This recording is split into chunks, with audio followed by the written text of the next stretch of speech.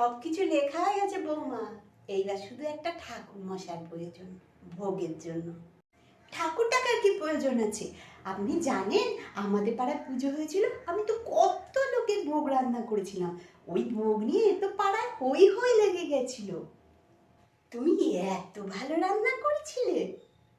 খুব ভালো হয়েছিল, কিন্তু একটু পুড়ে গেছিল। খিচুড়িটা পুড়ে গেছিল? খিচুড়িটা পড়েনি মা, শুধু একটু প্যান্ডেলটা। কি সর্বনাশী কাণ্ড!